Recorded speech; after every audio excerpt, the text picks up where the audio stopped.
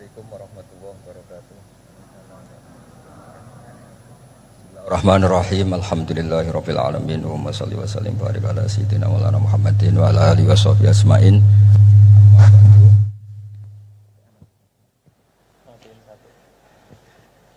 Alhamdulillah di ngaji bareng juga nggak ngerti polanya juga. Ya, yang terhormat nih wonten Bapak Rektor, wonten Mas Zainul Masdi, wonten Ketua Badan Wakaf Mas Warsono Muhammad sedanten saya hormati. Ini katanya untuk bahagia. Jadi saking pentingnya untuk bahagia itu sampai Allah itu kadang ngendikan hal yang nggak penting, tapi menjadi penting karena untuk bahagia. Jadi kalau Allah tanya Nabi Musa ketika ketemu dipanggil itu, wa ma tilka biyaminika ya Musa, yang kamu bawa itu apa? Padahal ketika dipanggil itu kagetnya bukan main. Misalnya pegawai UI dipanggil rektor itu kagetnya bukan main. Bawaannya rektor itu mesti nyalahkan. Mesti pikirannya orang itu mesti ketua badan wakaf ya sama. Mesti mau negur atau apalah. Nah, bawaan orang dipanggil atasan itu grogi, maka Allah ngendikan yang rileks. Kamu bawa apa? Gitu. Yang kamu pegang tangan kanan kamu itu apa? Masa Allah tanya sekedar gitu kan karuan. Wong kita manusia aja tahu yang dibawa Musa itu apa tong? Kok Allah malah tanya? Banyak analis, banyak mufassir, banyak ahli hakikat yang berpendapat Allah itu menghilangkan groginya Nabi Musa. Sehingga tanya yang ringan. Jadi saya mohon ini pimpinan di sini juga kalau tanya anak buah yang ringan-ringan. Wes sarapan. Oh. Jadi kalau sok-sokan disiplin itu bukan sunnatullah, saya jamin itu. Apalagi tanya saya, kenapa Gus terlambat? Mulai saya pulang saya. Tuhan yang Tuhan saja sebaik itu kok rektor sama badan wakaf kok sekeras itu gitu. Jadi ini bukan gojlok supaya jadi orang yang dekat Allah gitu. Jadi ditanya, wa ma tilka biyaminika ya Musa. Kamu bawa apa ke sini? Yang di tangan kanan kamu itu apa? Nabi Musa jawabnya ya lucu ya sederhana. Ini tongkat Gusti.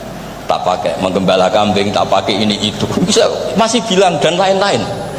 Kayak laporan keuangan tuh, kalau susah nerangkan itu dan lain. Terakhir ditutup waliya fiha ma'aribu ukhra, dan masih ada lagi yang lain di depan Allah. Kamu lapor audit di badan wakaf, diterima enggak laporan lain tadi? Ini teman saya lama ini. Saya di UI itu sudah lama, cuma inginnya dikenal Allah, tapi sekarang malah dikenal rektor. Aduh repot aja. Saya dulu dari anak Profesor Zain itu mulai 2000, tahun 2000 dekat sekali dengan saya, sering ke rumah saya, ke kontrakan saya karena diskusi tafsir. Dan saya ikhlas sekali tidak ingin dikenal rektor badan wakaf siapapun, karena keluarga saya itu bapak saya itu wali. Jadi kalau wali itu kepinginnya dikenal Allah, tahu-tahu diturunkan derajatnya disuruh kenal rektor, kenal badan. Jadi ini ada pemakhlukan. Ya ada pemakhlukan. Turun dulu baru naik. Ya. Jadi saya artinya gini, saya di sini itu Sohibul Bait. Jadi tadi Mas Majdi itu keliru kalau nanti saya ngisi, saya ini Sohibul Bait, nanti yang ngisi ini. Maksudnya seperti itu maksudnya. Jadi karena tuan rumahnya saya Pak Warsono. Ya ini tamu ya.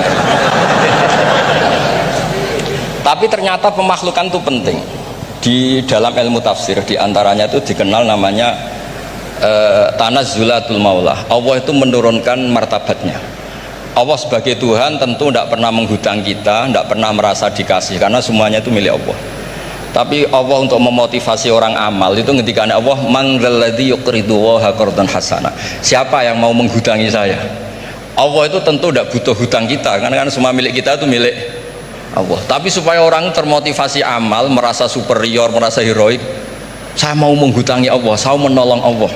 Padahal Allah huwan nasir, Allah ni'mal maula wa ni'man nasir. Tapi Allah mengistilahkan dirinya intan suruwaha, jika kalian menolong Allah. Wahal yahtaju ilan nasri, tentu tidak, Allah tidak butuh pertolongan kita. Tapi itu tanazzulan. Allah yang Tuhan saja menurunkan derajatnya untuk komunikasi dengan manusia. Artinya kalau saya makomnya sudah fana kenal Allah, saya juga ikhlas turun derajat kenal rektor gitu. Jadi itu insya Allah tidak masalah. Gitu. Ben sampean pernah dengar ilmu hakikat memang gitu. Jadi saya ini memang sudah sering cerita ke Pak Fajar, Pak Sadeli, Pak Junaid. Saya ini sudah daftar ingin jadi resi lah. Saya sudah nggak pernah keluar, saya di rumah ngaji. Tapi ngaji kalau ngaji terus ya. Saya belum pernah tidak ngaji. Satu hari minimal ngaji 4 kali. Ngaji fikih yang saya sering itu fikih, karena Mbah Bahasa emang ahli usul fikih. Dulu pertama Profesor Zaini melibatkan saya ini cerita ke Mas Majdi itu gara-gara beliau itu profesornya itu sastra, adab, di Al-Azhar itu adab. Iya, Zaini. Orang tua dari reform. Iya. Yang sekarang lah. Nah, karena jurusannya adab, beliau memang pakarnya kalau menghaluskan bahasa. Tapi masalahnya di Quran kan banyak fikih juga, dan beliau cari ahli fikih. Singkat cerita, entah gimana ceritanya, Allah yang mempertemukan ketemu saya. Nah, kenapa kita butuh fikih, tidak sekedar kesusastraan atau ilmu adab? Karena ada tafsir atau fikih dalam Quran yang mau tidak mau harus difikihkan. Misalnya begini, wa antasma'u bainal ukhtain, kamu tidak boleh menikahi sekaligus mbak dan adiknya atau adiknya dan mbaknya. Jika Anda berpikir Quran itu hanya Quran, maka berarti apa boleh menikahi misalnya Sri dengan buliknya, Sri dengan budenya, padahal tidak boleh juga. Tapi faktanya Quran hanya ngendikan wa antasma'u bainal ukhtain. Sebab itu zaman Rasulullah SAW sugeng itu nambahi wala binal mar'ati wa ammatiha wala binal mar'ati wa kholatiha, juga tidak boleh menikahi Sri dan budenya atau Sri dan buliknya. Dan kebetulan Nabi itu tidak menambahkan wala binal mar'ati wa jaddatiha,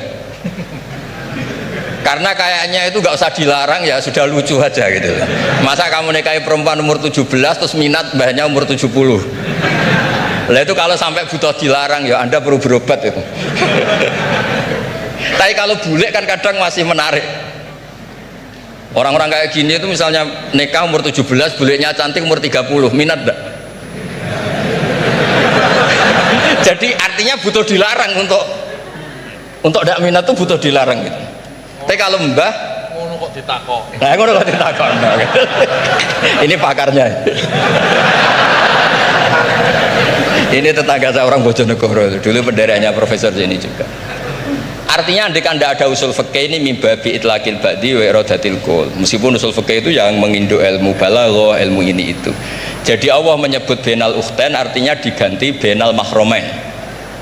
Jadi ukhtain itu ibaratun atau itlaqul ba'di, yaitu ukhtain mewakili kata mahromain. Dua perempuan yang punya hubungan mahram tidak boleh dinikah bersamaan untuk orang-orang yang poligami.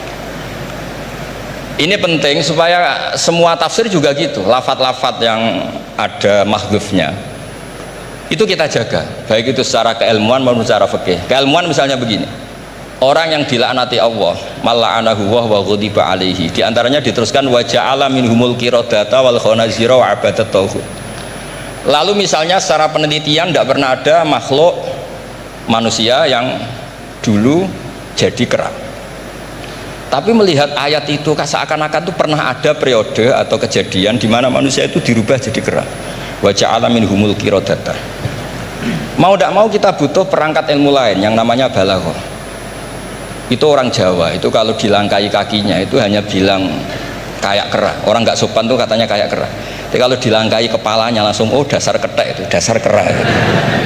Artinya dalam ilmu tasbih kalau kemiripannya itu biasa itu masih disebut ka seperti.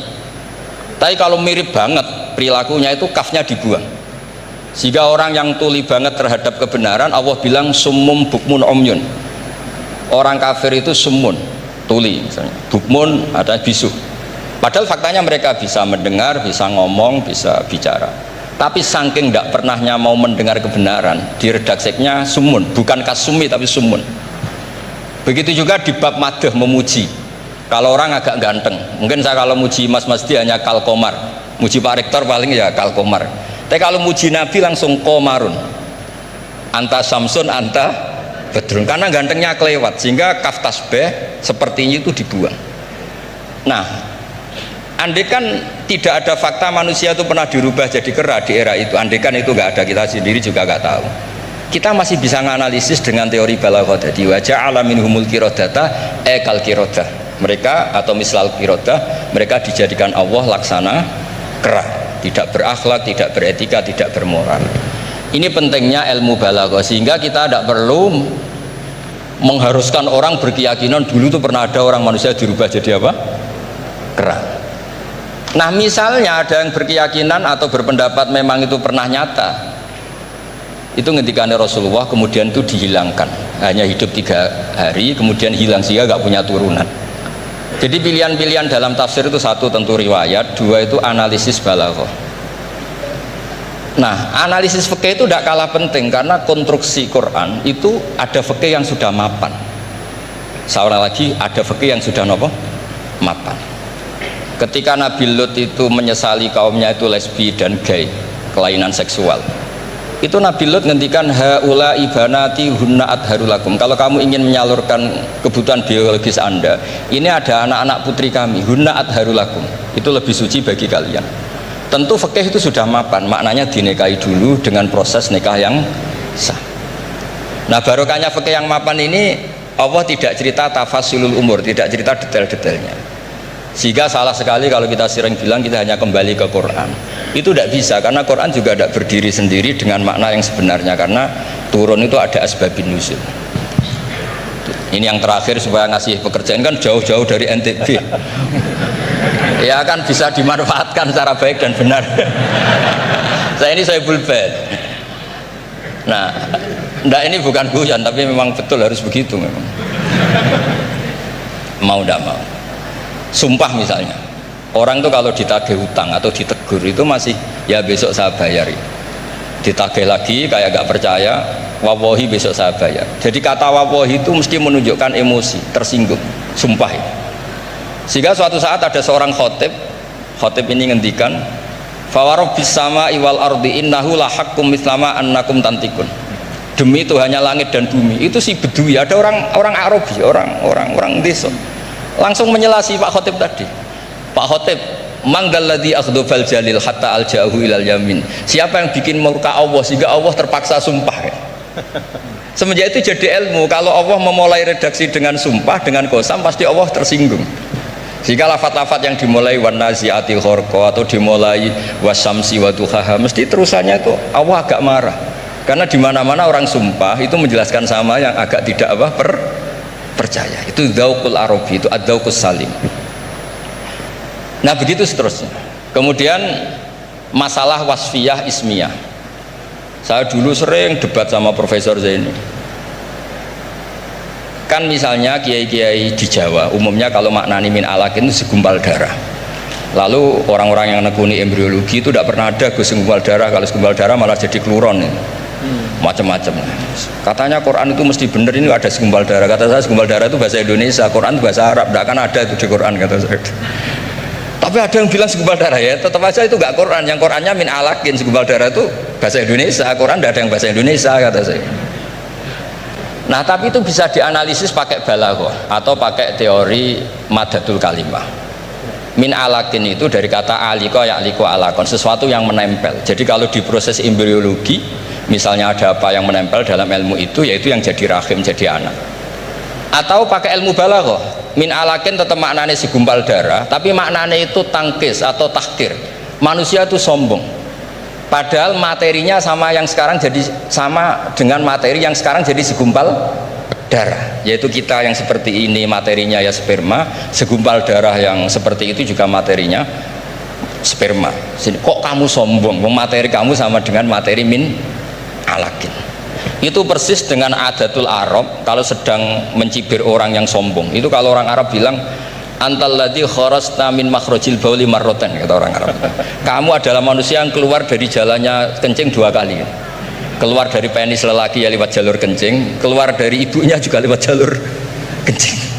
Supaya orang nggak sombong itu orang Arab bilang antal ladzi kharasta min makhrajil bauli marratan. Nah, min alakin itu dalam konteks itu, karena begitu angkuhnya Abu Jahal, begitu angkuhnya kafir-kafir Quraisy, sampai diingatkan Allah ulang, kamu ini materinya min alakin, sejenis itu mbok yo jangan yatuho. Buktinya terusannya ayat kalla innal insana layatgha, manusia itu sungguh angkuh. Nggih niki pun deal nggih, jenengan harus sepakat, saya ini Sohibul Bait sama Pak Warsono sama Pak Rektor, ini tamu yang diundang untuk ceramah tafsir. Kalau ndak berarti asawaha wa rasulah. Nggih monggo Mas di sini. Pon sing suwi. Terima kasih Gus. Jadi nanti kita balikin lagi ke Gus Baha ya. Tapi Gus, jadi begini, tadi beliau menyampaikan kan beliau ini min sulalatil aulia ya. Jadi kakek beliau itu adalah para aulia. Jadi aulia itu muhimmahnya itu adalah dikenal Allah gitu ya. Nah, kemudian beliau bilang bahwa tapi takdirnya sekarang masuk UI ini pengen dikenal Allah malah justru turun jadi dikenal rektor katanya. Tapi Gus itu menurut saya ya, jadi kalau kita bertarekatnya, nah kan sering ya ketika misalnya kita bicara tentang tarekat ya, tarekat itu dimaknakan taroki ya, taroki artinya naik gitu, jalan naik gitu ya. Akhir zaman nih Gus Bahaya dan bapak-bapak ibu, mungkin kita perlu juga bertarekat dalam makna tadani ya, turun. Jadi tarekat bukan hanya jalan naik tapi juga jalan turun. Karena bagi orang di akhir zaman ini kalau hanya tahu jalan naik dan tidak tahu jalan turun itu repot ya.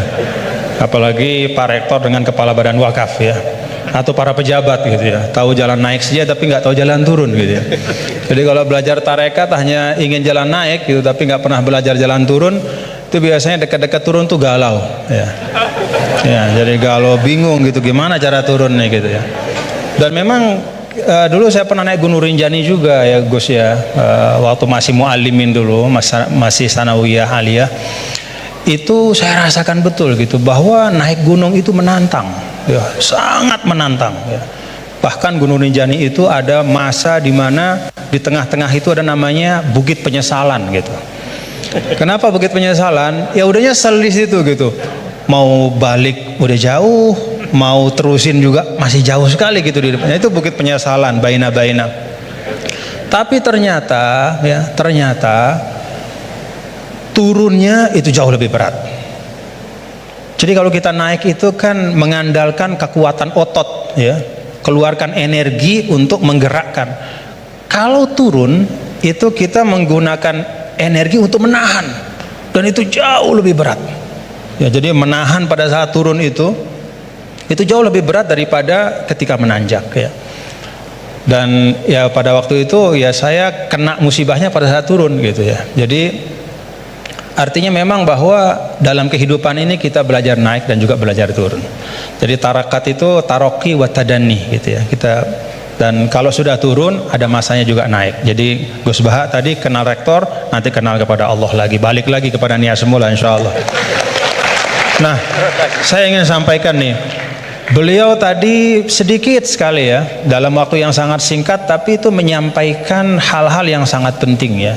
Saya nggak tahu nih, dipahami nggak apa yang beliau sampaikan tadi nih? Dipahami nggak? Mulai balaghah, kemudian madah. Ngerti nggak madah itu? Madah itu apa? Madah itu pujian-pujian ya. Bagaimana turuku ta'bir ya, asalibut ta'bir ya, bagaimana orang Arab itu mengungkapkan ya perasaan mereka, mengungkapkan harapan mereka ya, bagaimana mereka memilih diksi-diksi dalam komunikasi mereka, itu mewarnai Al-Quran. Jadi beliau ini tadi ketawa-ketawa ya, bapak-bapak juga ketawa-ketawa semua ya. Tapi yang disampaikan itu sudah bahan kuliah buat dirosat ulia, itu buat pasca sarjana itu ya. Jadi alhamdulillah. Nah silahkan nanti dielaborasi masing-masing. Tapi yang ingin saya sampaikan begini, ada catatan saya terhadap apa yang beliau sampaikan. Pertama, apa yang beliau sampaikan itu menegaskan ungkapan wa'tul buyuta min abwabiha, masuklah ke rumah melalui pintunya. Kalau kita ingin belajar Al-Quran itu ada jalannya, ada pintunya. Tadi beliau sudah sampaikan ada tafsirul Quran bil Quran, ada riwayat, kumpulan riwayat ya. Bahkan Al-Quran juga menegaskan sebagian satu sama lain itu saling memperkuat, saling membantu. Jadi kalau kita misalnya bertanya-tanya, waman a'rada an dzikri fa inna lahu ma'isyatan dhanka wa nahsyuruhu yaumal qiyamati a'ma. Kata zikri itu maksudnya apa gitu? Karena kata zikr itu kan dalam Al-Quran luas ya. Apakah zikr itu adalah zikrullah, subhanallah, alhamdulillah, wala ilaha illallah, sehingga ayat itu artinya siapa saja yang berpaling dari mengingat Allah maka hidupnya akan menjadi sempit, akan sumpek, akan resah. Atau zikri di situ maknanya adalah Al-Quran ya, sehingga artinya adalah barang siapa yang memalingkan dirinya dari pesan-pesan Al-Quran maka hidupnya akan disorientasi. Bagaimana kita mengambil pilihan di antara dua makna? Nah kita lihat Qala rabbi lima hasyartani a'ma wa qad kuntu basira qala kadzalika atatka ayatuna fanasitaha wa kadzalikal yauma tunsa. Lalu orang itu mengatakan di akhirat, ya Allah, bagaimana mungkin kok saya dibangkitkan dalam keadaan buta padahal di dunia saya melihat. Kemudian Allah mengatakan, qala kadzalika, itu balasan yang setimpal, atatka ayatuna fanasitaha, telah datang kepadamu ayat-ayat kami lalu kau lupakan. Nah, dari ayat ini maka ulama menafsirkan kata zikri, oh yang dimaksudkan dengan zikri itu adalah ayatuna, yaitu Al-Quran. Nah, ini yang disebut dengan Al-Quran yufassiru ba'duhu ba'duhu, dia saling menafsirkan, baik itu penafsirannya datang segera setelahnya ataupun di ayat-ayat yang lain seperti yang Al-Mukarram Kiai Haji Bahauddin sampaikan. Ada yang di bagian yang lain, baik itu secara nas, secara sharih ataupun secara dilalah, secara tunjukkan isyarat. Ketika misalnya Nabi Adam alaihissalam, Allah Ta'ala sampaikan apa? Fatalaqa Adam min rabbih kalimat. Allah Ta'ala memberikan, Adam menerima dari Tuhannya kalimat. Fataba alaih. Dengan sebab kalimat yang dia ucapkan itu, Allah ampuni dosanya, kekeliruannya. Apa kalimat itu? Oh, ada di ayat yang lain. Rabbana zalamna anfusana wa illam taghfir lana wa tarhamna lanakunanna minal khasirin. Itu pintu memahami Al-Quran. Tadi Gus Baha bilang sampaikan, ada pintunya. Baik itu pintunya adalah riwayat-riwayat dari Al-Quran, dari hadis juga beliau sampaikan tadi. Al-Quran gak dibiarkan sendiri oleh Rasul, tapi didatangkan hadis untuk menyempurnakan. Bahkan ketika dulu ada orang ya, yang mengatakan ini bukan zaman sekarang, zaman dulu sekali, ba'das sahabah, zaman tabi'it tabi'in. Saya lupa, mungkin Gus Bah yang ingat riwayatnya secara persis. Ada yang datang kalau tidak salah kepada Al-A'mash, seorang imam besar namanya Al-A'mash. Lalu orang itu mengatakan, ya Imam, kenapa kita capek-capek Anda ajak kami untuk baca hadis? Kenapa Anda ajak kami untuk mendiskusikan hadis panjang-panjang? Bukankah sudah ada Al-Quran di tengah-tengah kita? Ngapain lagi? Apa kata Amash? Ya ahmaq, Pak, atajidu, apakah kamu temukan dalam Al-Quran itu ada sholat 5 waktu secara terperinci? Gak ada. Nabilah yang menegakkan amanah untuk menjelaskan sholat 5 waktu itu kayak apa, banyak rakaatnya seperti apa, waktunya gimana, kaifiyatnya seperti apa. Bahkan sebelum sholatnya pun Nabi ajarkan isbagul wudunya kayak apa. Bahkan tidak hanya yang wajib-wajib dalam wudu, madmadoh, istinsyaknya pun, kumur-kumurnya, masukin air ke hidung, semua diajarkan sama Nabi. Maka Amash mengatakan, dari sisi ini Al-Quran lebih butuh kepada hadis daripada hadis kepada Al-Quran. Dari sisi bahwa hadis itu menguraikan, menjelaskan dan menyempurnakan, menambahkan, melengkapi bahkan yang tidak ada di Al-Quran. Nah, itu pintu memahami Al-Quran. Karena itu tidak boleh dan tidak ada istilahnya namanya ahlul Quran dalam makna bahwa hanya mau Quran saja, nggak mau tahu apa kata hadis. Itu nggak ada istilah dalam Islam. Ilmu yang mu'tabar selalu Al-Quran bersama dengan hadis Rasulullah SAW. Lalu yang kedua pintunya apa? Ya asbabun nuzul. Tadi juga disinggung selintas oleh guru kita bahwa ada sebab-sebab dari turunnya Al-Quran, ayat-ayat Al-Quran, yang kalau sebab ini nggak difahami, bisa saja ya dalam beberapa kasus orang salah faham. Dan itu kejadiannya bahkan sekali lagi bukan hari ini, bukan kemarin, tapi dulu pada masa orang-orangnya itu masih berhimpitan, berdempetan dengan Rasulullah SAW. Ada seorang sahabat didatangkan, kalau tidak salah pada masa Sayyidina Umar bin Al-Khattab radhiyallahu anhu. Lalu dia ditanya, kenapa kok kamu minum minuman keras gitu kan?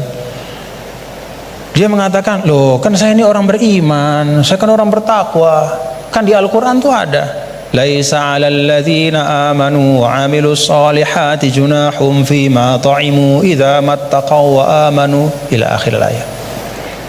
Gak masalah kalau sudah beriman bertakwa makan minum apapun, begitu. Kalau ini secara harfiah kita baca ayat itu. Lalu karena dia baca ayat itu saja, dia beranggapan oh berarti makan minum udah bebas karena sudah beriman bertakwa. Nah saat itulah kemudian diluruskan bahwa ayat ini sabab nuzulnya adalah ketika ada sebagian sahabat yang datang kepada Rasulullah SAW dan bertanya, ya Rasulullah, ada teman-teman kita yang sudah meninggal, mereka syuhada pada saat perang-perang, mereka mati syahid, mereka meninggal sebelum turunnya ayat yang mengharamkan khamar. Bagaimana nasib mereka ya Rasulullah? Padahal mereka meninggal dalam keadaan masih minum khamar. Jadi meninggal ya masih minum karena memang belum turun pengharaman. Maka turunlah ayat ini menjelaskan. Oh, kalau memang orang nggak tahu, belum ada taklif kepada dia, nggak dosa. Nah, sebagian ulama kemudian menarik ayat ini juga ke masa sekarang, ya. Kalau misalnya ada di tempat-tempat tertentu, misalnya ada katakanlah dakwah Islam masuk ke suatu negara misalnya, lalu para dai itu menyampaikan tentang tauhid, menyampaikan tentang rukun iman, baru disampaikan tentang rukun iman, rukun Islam, kemudian orang itu dia bersyahadat, dia baru sholat, lalu dia meninggal dalam keadaan dia masih minum khamar, pada saat belum dijelaskan oleh dai itu bahwa Islam mengharamkan khamar. Bagaimana hukumnya dia gitu? Dia masuk orang baik apa gimana? Oh enggak, berarti dia tidak terkena ya kepada kewajiban untuk menjauhkan diri dari khamar karena memang belum dijelaskan. Nah karena itu kita bapak-bapak saudara-saudara, kita berlapang-lapang lah seperti yang guru kita sering sampaikan, kita berlapang. Jangankan pada masa sekarang, pada masa dulu saja ketika masa Imam Ghazali, apa kata Imam Ghazali? Ini tentang dakwah. Kata Imam Ghazali, menurut saya ya, Ahlur Rum ya, orang-orang yang ada di daerah-daerah yang berjauhan, jauh dari pusat Islam, dan karena itu dia tidak dapat pesan Islam, dia nggak ngerti Islam itu apa, atau Islam itu sampai tapi fi wajhin musyawash, bentuknya udah nggak bener ya, disinformasi tentang Islam. Maka kata Imam Ghazali, orang itu menurut saya hukum mereka adalah sama seperti hukum ahlul fatrah. Jadi nggak bisa kita mengatakan misalnya orang, mohon maaf, orang di belahan dunia Skandinavia misalnya, di negara-negara yang jauh gitu, kemudian kita hukumkan wah mereka itu adalah orang kafir, mereka itu mukhallat finnar. Belum tentu, kecuali setelah kita pastikan bahwa cahaya Islam sudah sampai dalam bentuk yang sebenarnya dan mereka menolak dengan kesadaran. Itu namanya kufur. Al-juhud, menolak dengan kesadaran. Kalau sesuatu itu nggak sampai, dia mau nolak apa? Atau kalau sesuatu itu sampai tidak dalam bentuk yang benar, dia nggak salah kalau nolak. Misalnya hari-hari dia dapat berita Islam agama teroris, misalnya nih dari medianya, itu aja yang dia konsumsi. Kita nggak punya dai ke sana karena nggak ada kita yang menguasai bahasa Skandinavia misalnya, nggak ada yang ngerti bahasa Finland, maka kita nggak pergi ke sana. Kita di sini saja di Indonesia, lalu kita hukumkan orang di sana di mana-mana hanya karena dia tidak la ilaha illallah Muhammadur Rasulullah berarti kafirun mukhalladun finnar. Enggak, belum tentu. Kata Imam Ghazali, bisa jadi itu ahlul fatrah. Nah dengan itu maka kita lebih tenang di dalam berdakwah, tidak mendahulukan memvonis seseorang, sekelompok orang, tapi tausilud dakwah yang kita utamakan, menyampaikan itu yang diutamakan. Nah tadi beliau menyampaikan itu tentang sabab nuzul. Dan yang ketiga yaitu ma'rifatul lughatil arabiyah, itu pintu. Jadi pintunya itu yang pertama adalah riwayat-riwayat baik dalam Al-Quran, ayat-ayat Al-Quran maupun hadis, kemudian juga ijma' sahabat. Yang kedua adalah sabab nuzul kita faham, dan yang ketiga itu mengerti ya masalikul Arab, ya bagaimana cara orang Arab bicara, karena itu juga sangat mewarnai bagaimana Allah Ta'ala ya menurunkan kitab suci Al-Qurannya.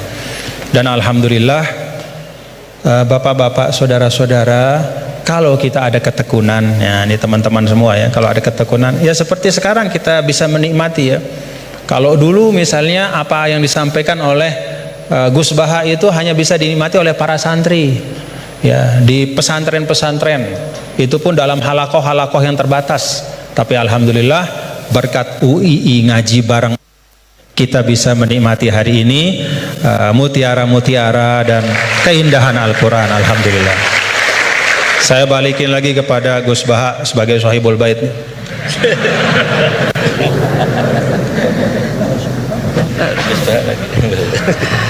Bismillahirrahmanirrahim. Meneruskan konstruksi ayat ya. Misalnya begini, Anda jangan langsung menyalahkan Nabi Adam. Saya ini sering kampanye untuk membela Nabi Adam, karena banyak kiai yang cerita Nabi Adam itu salah melulu. Nanti kan kita di surga kan nggak perlu ngajukan kredit, nggak perlu punya istri cantik yang minta ke mall, karena kelebihannya bidadari itu cantik, nggak minta belanja. Sudah gitu di madu juga gak protes. Tapi kalau di dunia itu sudah minta belanja, di madu protes. Jadi tapi kenapa Nabi Adam akhirnya keluar dari surga dan kita menyalahkan hanya demi kepentingan supaya tadi punya istri cantik, tidak minta uang apa belanja dan boleh dipoligami, mau maksudnya. Di konstruksi ayat itu tidak ditampakkan, tapi semua ahli tafsir tahu. Misalnya fadallahuma bihurur, setan menipu Adam dan Hawa dengan curang. Hurur itu nipu. Jadi kalau ngaji nipu itu mulai dulu itu ya gurunya setan itu. Jadi Nabi Adam itu di surga dengan penuh limpahan anugerah, buah apa saja ada, makanan apa saja ada, enggak bayar. Tempat mewah leg juga enggak bayar. Kalau Anda di hotel leg sedikit aja bayarnya minta ampun. Akhirnya setan itu pura-pura nangis terseduh-seduh. Akhirnya Nabi Adam menghampiri, kenapa kamu nangis? Saya ini iba sama kamu, kasihan. Nikmat begini nikmat, pada akhirnya Anda ini mati, karena Anda manusia pasti mati. Kasihan sudah senikmat ini kemudian Anda mati. Pura-pura nangis, jadi lama ya nangis, acting itu. Akhirnya Nabi Adam tanya, lalu solusinya gimana? Terus setan tinggal numpangi, hal adulluka ala syajaratil khuldi wa mulkil la yafla. Kamu mau tak kasih vitamin, makan pohon khuldi, nanti kalau kamu makan itu terus abadi. Jadi terus setan, Nabi Adam mulai ragu ya, tapi Allah melarang saya makan pohon khuldi itu, syajaratul khuldi itu. Kamu tidak usah cari tafsirnya, itu anggur apa ketela apa duren, itu namanya orang kurang penggawean itu gak penting. Ketika Allah tidak jelaskan detail itu berarti detailnya itu tidak penting. Kamu sok penting nyari itu apa ya. Allah saja tidak menjelaskan, kok kamu yang manusia mau menjelaskan. Akhirnya Nabi Adam tanya, apa betul Allah itu melarang saya makan itu? Terus Allah cerita, wa qasamahuma inni lakuma laminan nasihin. Terus setan itu cerita, demi Allah saya tahu info terbaru bahwa sekarang nggak apa-apa. Jadi hukum terbaru itu. Singkat cerita, Nabi Adam makan. Ketika makan, berarti setan salah karena menipu Nabi Adam, Adam salah karena makan pohon khuldi tadi. Apa yang terjadi? Allah manggil Nabi Adam, Adam, kenapa kamu makan itu? Bukankah pohon-pohon yang lain, buah-buah yang lain itu cukup? Kenapa kamu makan yang saya larang itu? Terus jawab Nabi Adam ini yang unik, yang kita harus bela Nabi Adam ila yaumil qiyamah. Wa izzatika ya rabbi ma adzunnu anna ahadan yahlifu bika kadziban. Demi kehormatanmu ya Allah, ketika engkau disebut oleh setan, saya tidak pernah mengira ada orang berani mencatut nama engkau kemudian dia bohong. Loh, ini contohnya Pak Fajar ini tuh. Sama temannya yang paling sering bohong itu dia nggak percaya, tapi meskipun sering bohong kalau dipanggil Pak Rektor ngecek ulang apa enggak, kalau kalimatnya dipanggil Pak Rektor pasti nggak ngecek ulang, meskipun teman yang sering bohong pasti langsung nyari Pak Rektor. Saya misalnya sebagai murid Mbah Maimun punya teman yang sering bohong sekalipun terus bilang Gus dipanggil Mbah Maimun, pastilah langsung ke sana karena disebut nama itu orang sudah tidak berpikir jelimet. Ketika engkau disebut ya Allah, saya tidak pernah ngira ada orang mencatat nama engkau kemudian dia bohong, sehingga Allah itu haru sama Nabi Adam. Makanya Nabi Adam itu diusir. Ini meneruskan ayat yang dibaca Mas Majid tadi, diusir tapi disangoni. Dam, secara prosedur hukum kamu harus saya usir karena kamu melanggar, tapi tak sangoni. Lucu kan? Tak sangoni, kamu baca ini ya. jadi unik. Makanya ayatnya fatalaqqa Adamu mir Rabbi, bukan kreasinya Nabi Adam. Kalimat itu bukan kreasi Nabi Adam, tapi hadiah sama Allah. Ini kamu secara pelaturan tak usir tapi tak sangoni, ini dibaca nanti. Tapi Nabi Iblis tidak disangoni. karena memang dia penipu betul. Sudah gitu akting pura-pura nangis, pura-pura ini itu, jadi bener-bener penipu ulung. Makanya sekarang pun kalau penipu itu memang harus sopan, harus nangis, itu cara untuk karena sanatnya penipuan memang begitu, sanat awalnya memang begitu, pura-pura nangis terus pura-pura itu.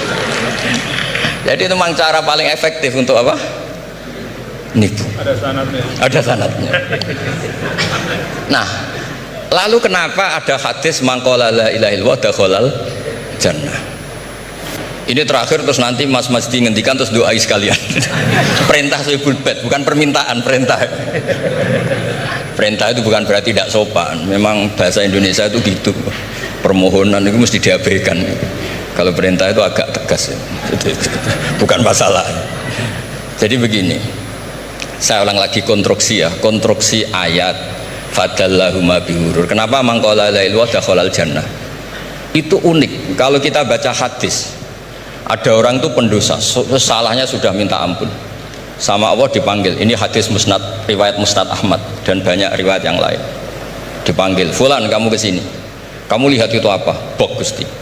Berapa? 99. Per bok itu maddul basor, sepanjang mata melihat itu isinya dokumen kesalahan dia. Jadi nggak kayak yang di pengadilan itu hanya beberapa tumpuk. Itu sepanjang dia lihat itu kesalahannya dia. Sepanjang dia melihat, sudah gitu jumlahnya 99. Ya dia putus asa, dia tidak akan masuk surga. Kemudian sama Allah, sudah kamu tenang saja, diambilkan bok kecil, kecil sekali, paling sak bok jam tangannya. Dah, innaka lan tuzlamal yaum, kamu tidak akan terdolimi. Kenapa Gusti? Ini kamu punya kebaikan ini kecil sekali. Ya apa efeknya Gusti? Kan gak ngefek kesalahan seperti itu. Kemudian bandingannya hanya kebaikan sekecil itu. Dah kamu tenang aja. Setelah ditimbang box 99 yang jumlahnya maddul basor kira-kira 3 kilo sama satu wadah jam kecil, ternyata setelah ditimbang itu menang yang 1 jam kecil karena isinya la ilaha illallah. Malaikat itu gak berani. Kamu berani ada namaku kemudian kamu abaikan. Saya dipanggil 1000 mahasiswa UII sama satu Pak Rektor, Pak Fajar. Kemana arahnya? Ke satu rektor apa ke 1000 mahasiswa yang manggil? Pak Rektor, kan ini urusan nasib. Nah ini cerita malaikat yang nimbang Pak Warsono itu diprovokasi sama malaikat yang lain. Kamu berani nggak mempertimbangkan kata Allah di situ? Wah ya tidak berani. Nah, itu disebut fala yaskulu ma'asmillahi ta'ala sayun, dibandingkan asma Allah itu tidak ada yang bisa ngungguli. Nah, di sini terus para torekot, para apa konwiridan Allah, Allah, Allah. Tapi karena kita ini sekarang sudah tidak ngaji, malah tanya gunanya apa sih muni Allah Allah. Lu nyebut pangerane orang-orang gunanya. Oh ini sedang nyebut Tuhannya, kok kamu tanya gunanya apa? Kamu tak kasih uang aja tidak pernah tanya gunanya uang ini apa? Pas dijak wiridan tanya gunanya apa sih? Oh dasar orang aneh. jadi logis. Nah, Nabi Adam juga sama, ketika disebut asma Allah itu nggak mikir yang lain, apa setan itu penipu apa enggak, sudah grogi yang manggil Allah langsung. Nah, makanya saya mohon kenapa kita memahami mangkana akhiru kalamihi Allah la ilaha illallah dakhalal jannah, karena dengan itu malaikat nggak berani macam-macam. Jadi nanti kalau Anda ketemu malaikat tukang hisab, ayo silahkan abaikan nama Allah. Kalau kamu berani berarti tidak malaikatnya Allah. Masa namanya Allah gak dipertimbangkan? Ya tadi misalnya dosen-dosen UI ada undangan seminar menjanjikan, enggak seminar menjanjikan tapi yang manggil rektor, milih mana? Kira-kira saja milih rektor kan? Karena ini nasib berkelanjutan kan kalau seminar kan. Apalagi ini asmane Allah. Nah, makanya Nabi ngendikan fato satisi jilat wasakula ismuwah. Kemudian bok kesalahan tadi jomplang kalah. Kemudian yang menang hanya asmanya Allah Subhanahu wa ta'ala. Makanya terus disebut, sudah Nabi ketika tanya amal apa paling baik ya Rasulullah, gini dzikrullah fisirri wal alan gini-gini, dan kamu mati dan kamu hidup walisanu katordun, kamu harus selalu ingat Allah ta'ala. Lah dene saya sekarang itu sudah biasa ingat Allah terus disuruh ingat rektor, ya muka-muka itu tugas dari Allah juga. Saya tidak tahu apa benar apa tidak tahu. Tapi yang jelas saya tidak jenis orang yang apa ya, terus nganggep apa dunia penting mboten, tapi yo penting lah, nggak usah mati. Tapi yang jelas supaya sampean ngerti madhab saya, karena ini ngaji dan saya punya niat baik, maka saya ungkapkan cara berpikir saya. Jadi sampean tidak usah kaget, mungkin namanya kan mengabaikan kesalahan, cara berpikir nggak gitu. Kita punya riwayat sahihah bahwa ketika malaikat mengabaikan semua kesalahan ini karena nggak berani memperbandingkan asmane Allah dengan yang lain. Makanya disebut di akhir hadis fala yaskulu ma'asmillahi ta'ala syai'un. Ketika sudah nyebut Allah harus dianggap selesai. Nggak boleh habis nyebut Allah mau mati kredit, nggak boleh. BPKB di bank ini nggak boleh. Nanti akhir hayatnya bilang BPKB bukan Allah. Nggak harus kata Allah itu mengunci. Disebut akhiru kalami. Lah kalau sampean tanya kenapa itu menjadi penting, karena tadi malaikat tidak akan memperbandingkan Allah dengan yang lainnya. Makanya ketika ulama-ulama sufi, kalau kamu habis salah istighfar, nanti di sohifah kamu akan ditulis habis salah, salah. Terus di belakang ditulis, tapi setelah itu dia bilang astagfirullahaladzim. Nanti malaikat tinggal aja kamu teror, kamu mempertimbangkan Allah apa yang itu. Ini tak ajarin, kalau tepak ya kamu didengar, kalau tidak malah digebuki, tidak tahu saya. Tapi itu ijazah resmi ini hari ini, hadisnya akurat. Ijazah. Nggih ngoten mawon, kok nak kesuwen kepinteran nyanyi kula. Assalamualaikum warahmatullahi wabarakatuh.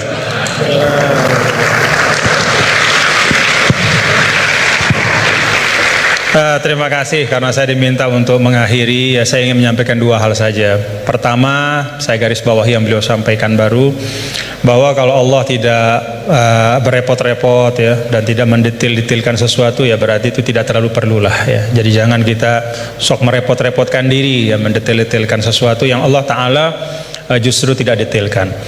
Nah, artinya apa? Ya memang letakkan sesuatu pada tempatnya, dan itu menurut saya juga yang sering beliau sampaikan ya, bahwa dengan meletakkan sesuatu pada tempatnya itulah menjadi asas kebahagiaan ya. Jadi kalau kita tahu menempatkan sesuatu pada tempatnya, ya kita akan lapang-lapang saja ya menyikapi nikmat, musibah dan segala macam. Nah,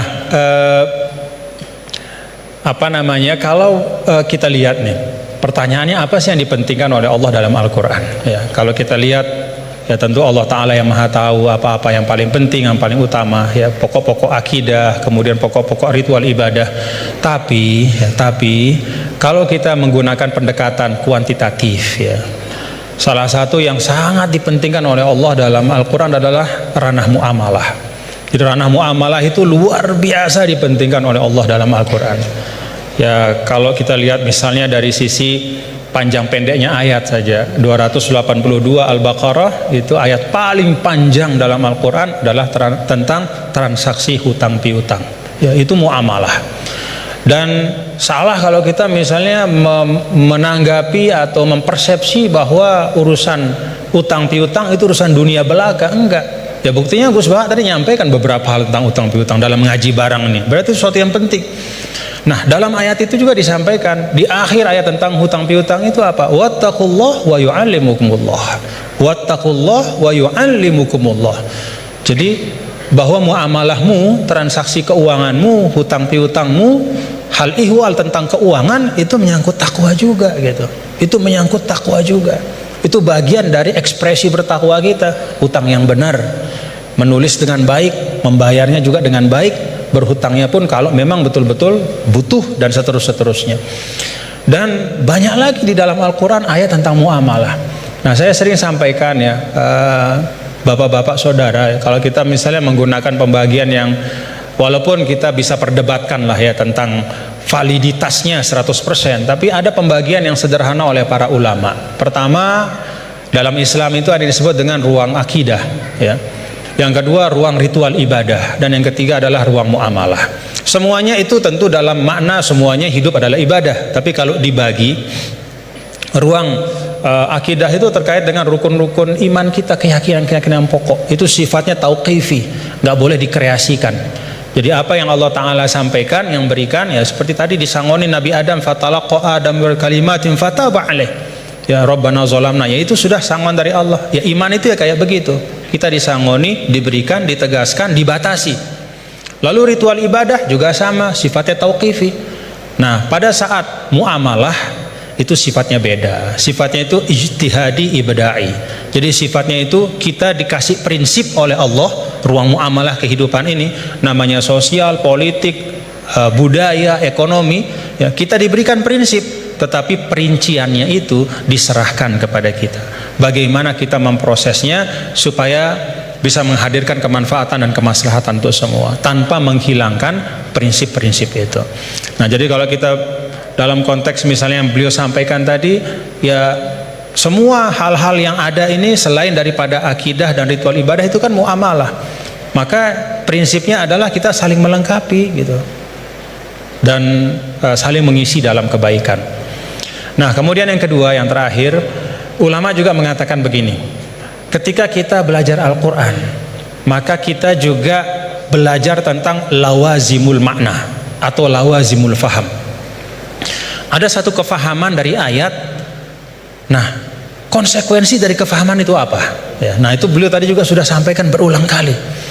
Kalau kita misalnya, ini satu ilustrasi saja. Ya ayyuhalladzina amanu idza qumtum ilas salati faghsilu wujuhakum wa aydiyakum ilal marafiq wamsahu bi ru'usikum wa arjulakum ilal ka'bil akhir ayat.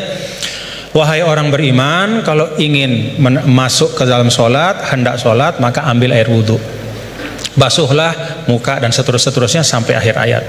Secara fikih, ya tadi beliau sering mengajarkan kita, secara fikih ini tentang kewajiban kita berwudhu dengan prosesinya. Tapi ada lawazim dari ayat ini. Apa lawazim dari ayat ini? Kalau kita bicara wudhu, kita bicara sumber daya air.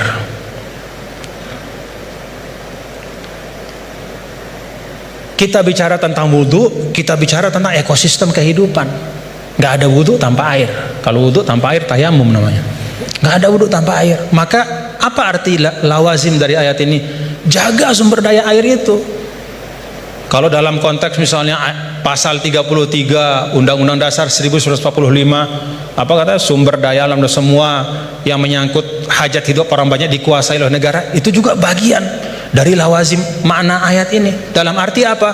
Negara, kita semua secara kolektif, ayo kita jaga sumber daya air, tidak boleh dimiliki hanya oleh sekelompok kecil saja sehingga orang kesulitan untuk memanfaatkannya. Dan pada ujungnya jangan-jangan nanti bisa orang kesulitan untuk menegakkan sholat karena nggak bisa wudhu, karena sumber daya air itu dikooptasi oleh kelompok tertentu misalnya. Itu lawazimul ayat. Ketika Allah Ta'ala misalnya, ya ayyuhalladzina amanu idza nudiya lis-salati min yaumil jumu'ati fas'au ila dzikrillah wa dzarul bai'. Wahai orang-orang beriman, kalau udah waktunya Jumatan itu, maka segera datang ke masjid, tinggalkan perdagangan. Apa lawazim dari ayat ini? Kata para ulama, lawazim dari ayat ini adalah ya bahwa Allah tidak akan bicara tentang perdagangan. Allah tidak berbicara tentang sesuatu yang penting, ya, yang bisa mengalihkan, ya, seseorang dari ibadah. Ya, kan di sini diletakkan orang kalau terlalu cinta berdagang, ya, maka dia nggak mau ninggalin bisnisnya untuk sholat gitu, karena time is money. Bagi dia 5 menit ketika sholat itu, kalau udah transaksi entah berapa duit misalnya gitu. Nah, ada lawazim dari ayat ini kata para ulama bahwa ya perdagangan harus diisi oleh orang-orang itu yang tidak hanya memikirkan profit sementara di dunia, tapi dia juga memikirkan fungsi spiritual dari harta itu. Siapa itu? Ya orang beriman. Dengan kata lain, ya orang Islam disuruh untuk aktif dalam berdagang. Karena ketika perdagangan itu diisi oleh orang-orang yang tidak punya pandangan lebih dari dunia, kalau kata orang Sasak, enggak-enggaknya cuman dia pandang dunia saja, ya dia tidak akan mungkin bisa menunaikan pesan ayat ini. Jadi ayat ini bisa ditunaikan pesannya adalah oleh orang-orang yang ketika dia hidup di dunia, beraktivitas di ekonomi, ya, membangun kapital, membangun bisnis, tapi pada saat yang sama dia juga meletakkan itu semua menjadi bagian dari ibadahnya kepada Allah. Jadi ayatnya tentang ibadah sholat Jumat, tapi pesannya di sana adalah isi ruang bisnis itu, ikhtiarkan supaya ruang-ruang ekonomi itu terisi oleh orang-orang yang ngerti bahwa dunia ini adalah jalan untuk mencari kebahagiaan yang lebih hakiki, yaitu di sisi Allah Ta'ala. Jadi itu dua hal yang mungkin saya ambil dari beliau tadi, kita pentingkan apa yang memang penting, dan yang kedua kita pahami ayat itu tidak hanya dari sisi teksnya tapi dari konsekuensinya di dalam kehidupan kita. Terakhir bicara tentang sanad. Nah, saya ada satu hal, kalau saya pertama kali saya ketemu sama Gus Baha ya, melihat beliau ya, ada nggak bapak-bapak, saudara-saudara melihat dari beliau yang beda, ciri khasnya?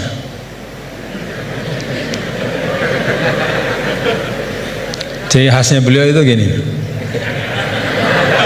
Tapi hari ini ikroman li rektor, jadi rambut nggak kelihatan beliau.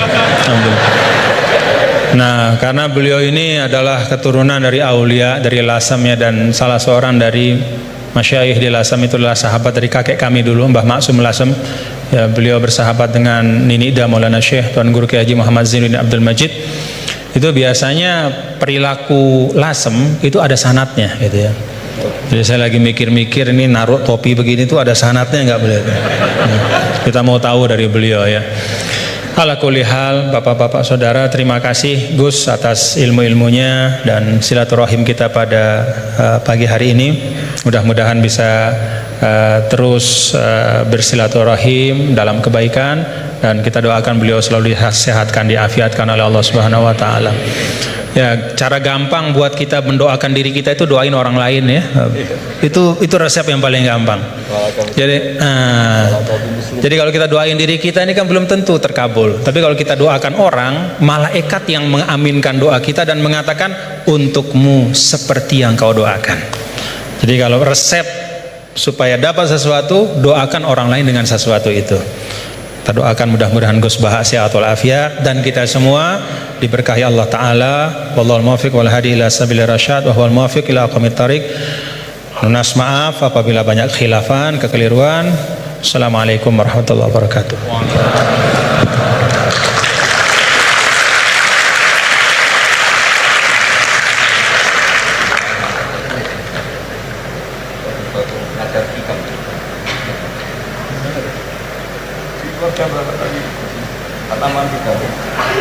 Baik, karena masih ada waktu yang tidak banyak, mungkin sedikit, beliau juga berkenan untuk ada sesi tanya jawab.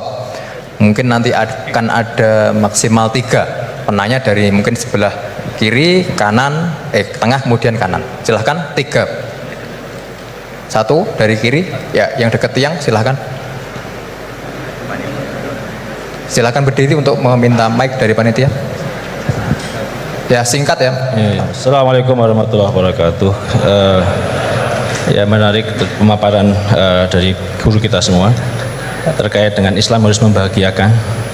Yang pertama, tafsirnya adalah sekarang ada paham materialisme itu juga menawarkan kebahagiaan, paham hedonisme juga menawarkan kebahagiaan, paham liberalisme itu juga menawarkan kebahagiaan. Jadi Islam bahagianya itu mungkin kita bisa menilai diri kita masing-masing. Hari ini paham apa yang kita pakai untuk bahagia? Apakah betul-betul Islam konsepsi atau Islam yang sudah berkembang jadi modernisme dengan kombinasi kapitalisme, liberalisme, kemudian hedonisme, kemudian yang saya sebutkan tadi cepat. Jadi tafsirnya ayat ini menurut modernisme sekarang, kemudian dikaitkan dengan penjelasan tadi, kebahagiaan itu Islam membahagiaan. Orang sekarang dengan duit, sehingga monetisme menuhankan duit di mana-mana. Oleh karena itu Islam melakukan revolusi akidah. Bagaimana kembalikan kepada Allah Subhanahu wa taala sebagai satu yang memberikan kebahagiaan. Sehingga revolusi yang dilakukan kita sekarang apakah bisa dilakukan dengan revolusi takwa? Ali Imran 102. Ya ayyuhalladzina amanu taqullaha haqqa tuqatih wa la tamutunna illa wa antum muslimun. Allah memanggil kepada orang beriman yang diakui imannya untuk bertakwa dengan sebenar-benar takwa, menjadi iman yang disamakan dengan kekasih Allah, wali Allah, dan kemudian kalau tidak mati dalam keadaan Islam, yaitu iman yang terdaftar seperti Gus Baha sampaikan tadi, dia punya satu kalimat tapi berharga sekali, itu iman yang terdaftar, yang murni tidak kesyirikan. Pertanyaannya adalah bagaimana revolusi takwa kita buat untuk melawan revolusi industri hari ini yang sudah membuat orang tertipu. Sebagaimana Gus Baha sampaikan, banyak orang tertipu, setan ahli tipu dengan lemah lembut, kasih sayang, dengan duit, ya, sehingga bagaimana kita menghadapi tipuan-tipuan dunia seperti sekarang lewat revolusi takwa yang kita buat, dan bagaimana bentuk konkretnya metodologisnya. Mungkin itu saja. Terima kasih. Assalamualaikum warahmatullahi wabarakatuh. Waalaikumsalam. Berikutnya penanya kedua dari tengah.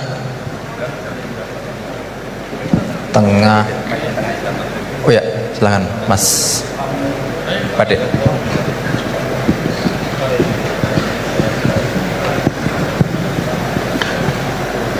Bismillahirrahmanirrahim. Assalamualaikum warahmatullahi wabarakatuh. Sebelumnya terima kasih saya ucapkan kepada Pak Bajar sebagai moderator telah mempersilahkan saya dan memberi kesempatan. Sebelumnya saya memperkenalkan diri, saya Engki Kurniawan dari mahasiswa Prodi Ekonomi Islam Angkatan 2020. Tanpa mengurangi rasa hormat kepada Al Mukarrom Tuan Guru dan Gus Baha, saya ingin mempertanyakan yang tadi sempat disinggung di awal, yaitu tentang tadayun makus, tentang kekeliruan dalam beragama. Gitu. Kita tahu sekarang bagaimana tentang perkembangan teknologi yang menyebabkan informasi-informasi itu berkembang secara masif mengenai agama-agama gitu, tentang pelajaran-pelajaran dan tafsir Al-Quran gitu. Yang kita tahu tadayun makus ini tentang bagaimana orang-orang menyampaikan yang kurang penting di atas sesuatu yang penting gitu.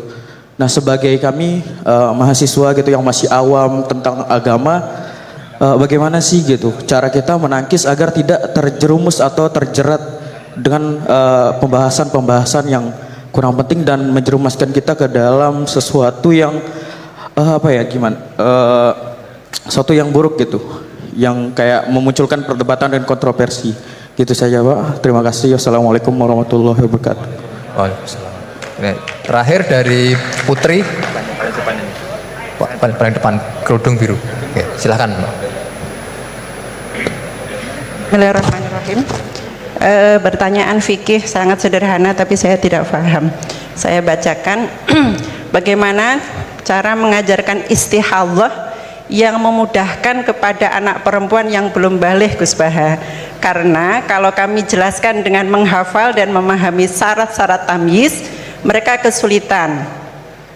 Dan kalau perempuan tadi sudah paham belajar istihadhah tanpa memahami tamyiz, apakah selanjutnya perempuan tersebut harus belajar istihadhah dengan memahami syarat-syarat tamyiz? Sampun. Tiga penanya. Berikutnya kami berikan kesempatan kepada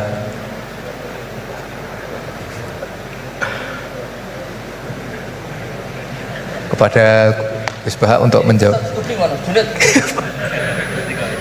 Kamu itu jadi jabat itu bukan tanggung jawab.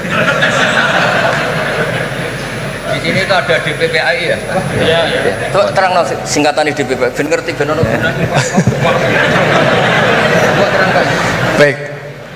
Baik hadirin yang berbahagia, di spirit yang diperintahkan oleh Gus Baha bahwasanya di UI ini ada DPPAI, Direktorat Pendidikan Pembinaan Agama Islam. Jadi menurut beliau itu gaji, maksudnya supaya jawab gajinya bentuknya akhirat.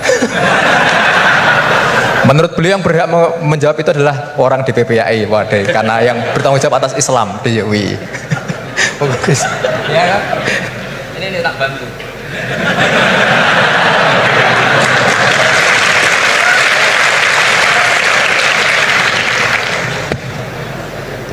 Jadi harusnya kan sudah tugas, mandat, ada SK-nya, ada fasilitasnya. Kalau gaji itu kayaknya kasar fasilitasnya. Jadi harusnya yang jawab itu ya ketua DPPA, iya.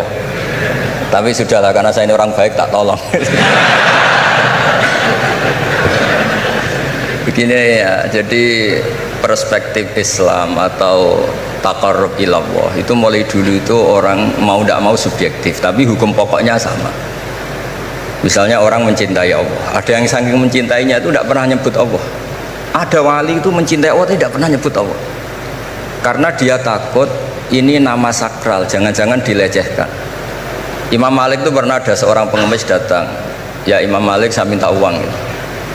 Imam Malik jawabnya itu, saya tidak punya uang, baru tidak bawa uang, juga tidak punya uang. Kamu besok ke rumah saya atau nanti ke rumah saya, tak kasih uang. Terus diberi nasihat sama temennya,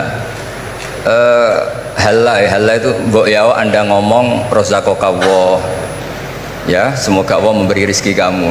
Jawabnya Imam Malik itu apa? Saya masih hafal teksnya. Fa'ana ujillu ismallahi ta'ala an askuro indaman yakrohu sama'ahu. Ada yang baca sima'ahu walau dimna jumlatin. Saya tidak mau nyebut nama Allah pada orang yang nggak suka nama itu, meskipun tuh hanya secara apa itu eksplisit. Artinya kalau dongak itu serang di duit, jalur duit untuk itu kira-kira itu. Wong saya mintanya uang kok dikasih apa? Doa. Jadi kadang-kadang orang cara mencintai Allah itu, lah ya bagi pengemis tadi rozaqaka Allah itu maknanya kan nggak mau memberi kan? Doa tadi kan disimpulkan nggak mau memberi. Sama seperti kita di Jawa ada keponakan misalnya mau mondok pamit padenya, kata padenya ya wis le tak sangoni selamat, ya sudah tak sangoni selamat ndonga tok gak modal agak tunggale. Berdoa saja tanpa modal. Nah, Sayyidina Umar radhiyallahu anhu itu diantaranya orang yang meriwayatkan hadis Inna wa ta'ala kallafani an asrifa an du'a. Allah memaksa saya, menugaskan saya supaya tidak semuanya itu dikonsultasikan kepada Allah Subhanahu wa ta'ala. Sehingga banyak kiai kalau ada orang potongan rai mustajab, wajahnya itu tidak meyakinkan mustajab doanya. Iya saya ini miskin, utang saya banyak, nggak akan diijazahi disuruh doa atau duha atau baca waqiah. Karena sekali itu dipraktekkan dan kita tahu potongan gak mandi, itu nanti nyalahkan institusi doa. Jute saya duha juga tetap miskin, saya doa juga tetap miskin. Daripada Allah disalahin, mendingan pon sing kerja tenanan. Sayyidina Umar ketika ada orang minta uang dan minta doa, kamu harus kerja yang serius. Fa innas sama ala tumtiru daban, langit tidak akan menghujankan apa? Emas. Jadi di mana-mana mencintai itu ekspresinya macam-macam. Ada ulama yang saking senangnya umatnya Nabi senang silaturahim. Ada ulama yang saking senangnya Nabi gak suka silaturahim dengan arti berkunjung karena itu dianggap mengganggu. Teman kita punya anak, punya istri, kadang pas harmonis kita datang terganggu. Wong saya pernah dolan di orang pas tukaran sama istrinya. Itu berhenti dulu ada Gus Pak, nanti teruskan. Ternyata orang tengkar itu diganggu juga gak suka. Jadi tiket, cek, ono Gus Pak, kok terus no. Jadi ternyata orang bertengkar juga gak mau diganggu. Setelah itu tak tanya, tadi diteruskan tengkar aja, materinya lupa Gus. Materi untuk nyerang istrinya lupa. Nah begitu juga zaman Rasulullah SAW, banyak sahabat yang saking senengnya Nabi sering sowan istifadah. Ada yang saking senengnya Nabi nggak sowan, takut ganggu. Nabi punya keluarga, punya anak, punya istri.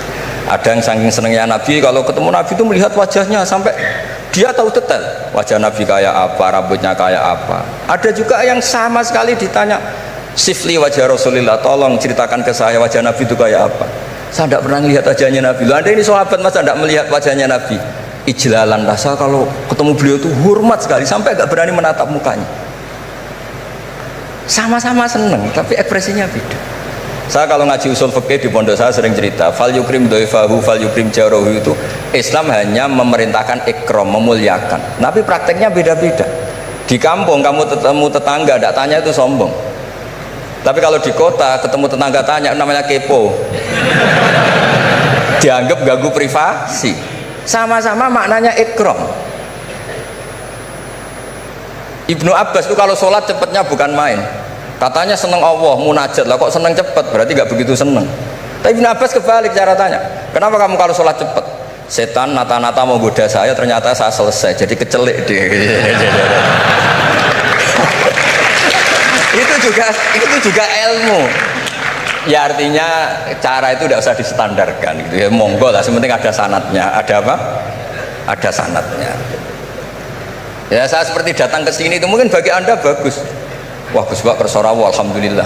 Jari santriku, waduh gak ngaji meneh diganggu wong UII. Jadi anda statusnya bagi saya pengganggu. Nah itu juga yang terjadi di tafsir. Wasab atin idza roja'tum.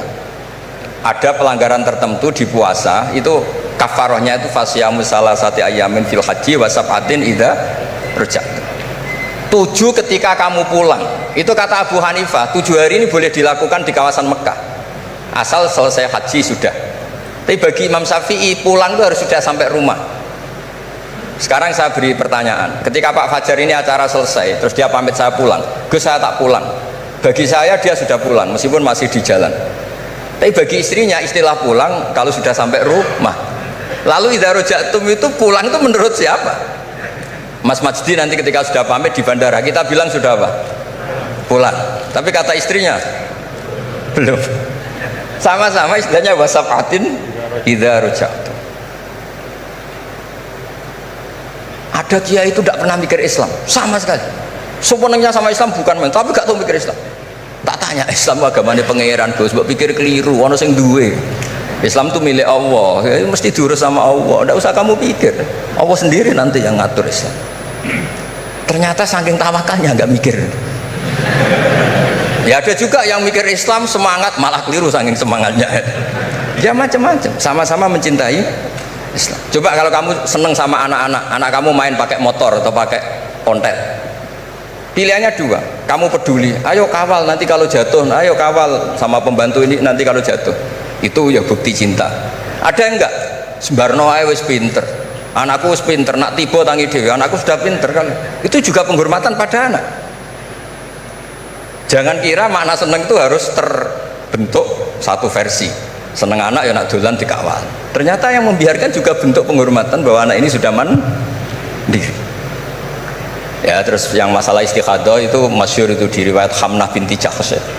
Hamnah itu haidnya melebihi hari wajar. Terus sama Nabi, sudah kamu saya haidkan sesuai tanggal yang sebelum kamu kena penyakit ini. Itu kamu anggap haid, lainnya kamu anggap istikhadah. Itu istikhadah paling gampang. Ikuti saja fatwanya Imam Syafi'i.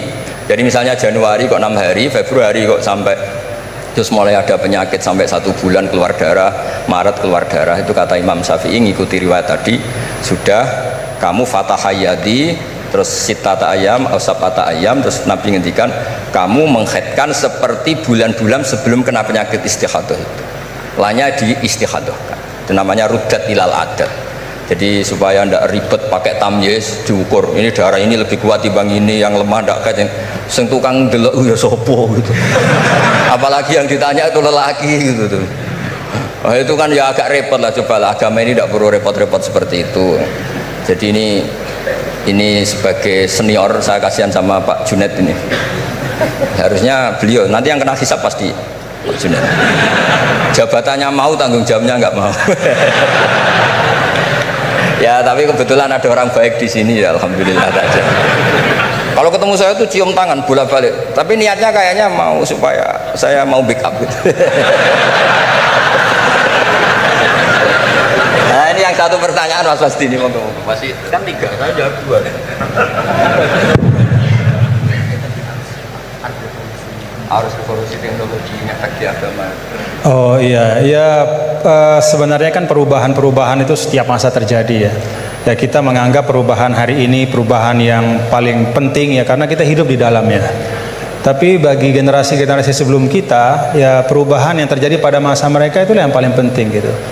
Dan beragama kita hari ini ya itu kan juga sebagiannya dibentuk dari bagaimana para ulama kita dulu merespon perubahan-perubahan yang ada pada masa mereka.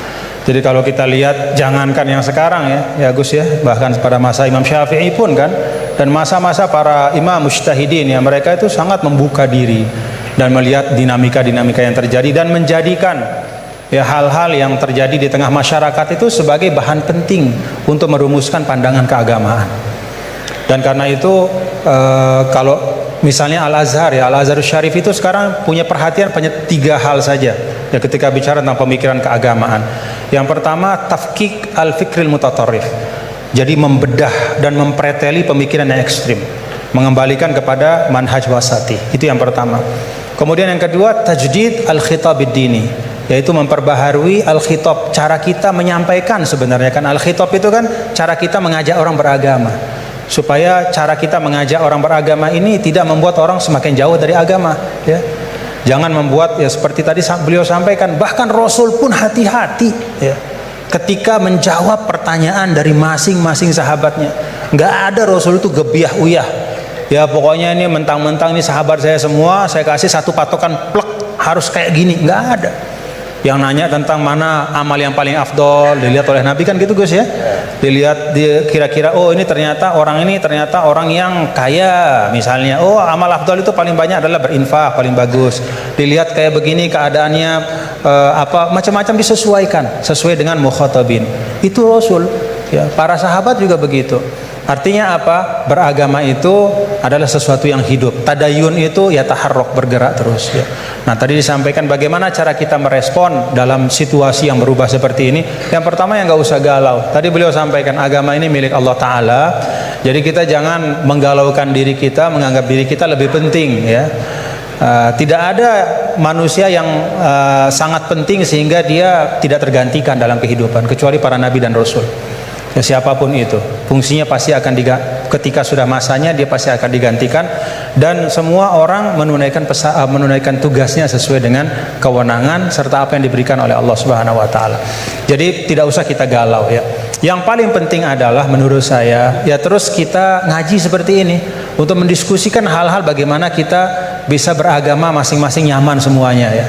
Kita bisa beragama dengan nyaman, dengan tenang, seperti tadi kata guru saya, is'adul insan fid darain, supaya kita beragama dan kita bahagia ya, beragama bahagia ya, dan itu memang pesan dari Islam. Adapun isme yang disampaikan tadi yaitu ijtihad manusia saja ya. Hari ini kita kan begini, umur biologis kita kan pendek, 60-70 tahun, maka isme yang tumbuh berkembang di tengah-tengah kita hari ini kita anggap sebagai sesuatu yang sangat penting ya, sesuatu yang merupakan pencapaian luar biasa hebatnya. Tapi kalau kita letakkan diri kita di dalam spektrum sejarah yang panjang, maka itu hanya bagian dari ijtihad yang manusia ya.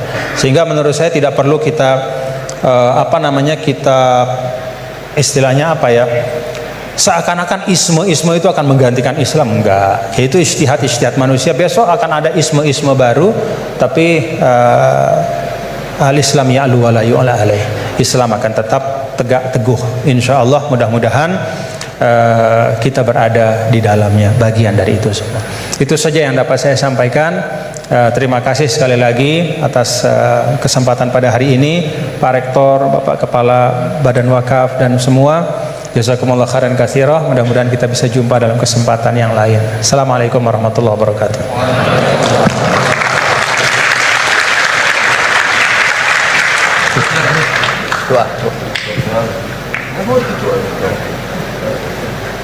Baik, sampailah kita di penghujung acara kita pada siang hari ini. Saya sebagai moderator, karena ini adalah ngaji, jadi sesuai aturan Gus Baha tidak ada kesimpulan.